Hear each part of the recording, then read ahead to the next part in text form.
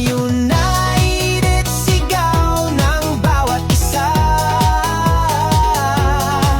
Iisa ang pangarap, progresibong kinabukasan. La Union, El United.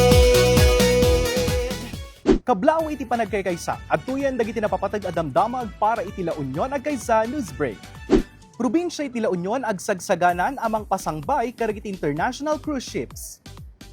Manamnamay tinananay apan nakapapigsa iti turismo ken lokal nga ekonomiya iti probinsya, iti kanito mapalubusan ti panaglayag dagiti international cruise ships iti kabaybayan iti La Union. Iti laang nabiit bimisita dagiti kamang iti French cruise ship operator Aponant dito'y probinsya, tapno mangisayangkat iti inspeksyon iti ferry terminal ijay Poro Point. Karaman karagiti kinita da iti inspeksyon ket dagiti naytuding a pagsangladan dagiti barko, parking spaces, nawaya aruta ken ti panakay manihar iti trapiko. Pasat daytoy ti panagsagana iti probinsya amang pasangbay karagiti cruise ships karagiti sumarsaruno at awen. Impaganit-gatmat ni Governor Mario Eduardo Ortega ken ni Committee Chairperson on Tourism Board Member Alaysa Christine Sibuma, tinapintas nga oportunidad tapno mang pasangbay karagiti gangan na et ken mabigbig ti La Union ang nalatak a pagsangladan ken pagdalanan dagiti luxury ships. Iti sabali pay adamag PGLU agtultuloy amang itantandudo iti pagsasao nga Iloco. Agtaltalen ni Ed anabiyag ti panagaramat iti lengguwahe nga Iloco iti probinsyal a gobyerno iti La Union. Kang runaan ngos usaren iti PGLU iti Iloco babaan iti panagiwaragawag karagiti damag ken palagip, panagbetla, paulo dagiti programa ken ti panangputar karagiti ordinansa. Karagitimat na kay Paskil apakdaar iti unag dagiti opisina ti Kapitolyo nalatak a mabasa ti Iloco.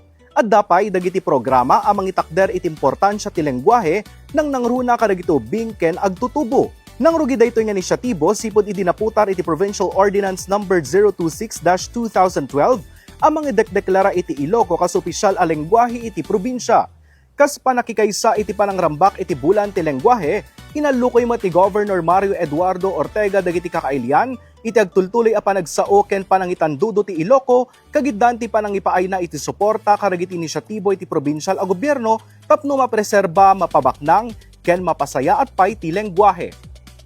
Iti sabali pay adamag Caba District Hospital pinadayawan iti Philippine Red Cross. Pinadayawan iti Philippine Red Cross La Union Chapter ti Caba District Hospital gapu iti pan nakakolektada iti adu a supply iti dara iti naangay nga annual recognition ceremony. Nagunod iti CDH iti may katlo a pwesto iti organization and group category. Naipaayan iti testimonial plaque iti pagagasan gapu iti agtultuloy a suportada iti PRC iti nasurok sa nga pulo atawen ken ti pan nakaurnong da iti nasurok sa nga ribo a supply iti dara. Inawad the officer in charge Chief of Hospital Dr. Antonio Valdriz ken Medical Technologies Ednalyn Godoy ti pamadayaw. Ti pamadayaw ket pamanaknak iti dedikasyon iti pagagasan iti serbisyo ti pamadayaw ket pamanaknak iti dedikasyon iti pagagasan iti serbisyo publiko ken nagtultuloy a panangirakurak iti boluntaryo a panagidonar iti dara.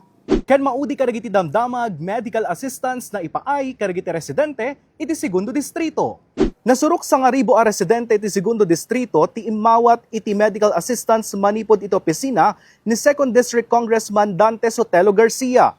Tarigagay iti nadakamat a programa a matulungan dagiti cancer ken dialysis patients, kastamat dagiti addaan iti sabali a marekriknana para iti panagpaagas da.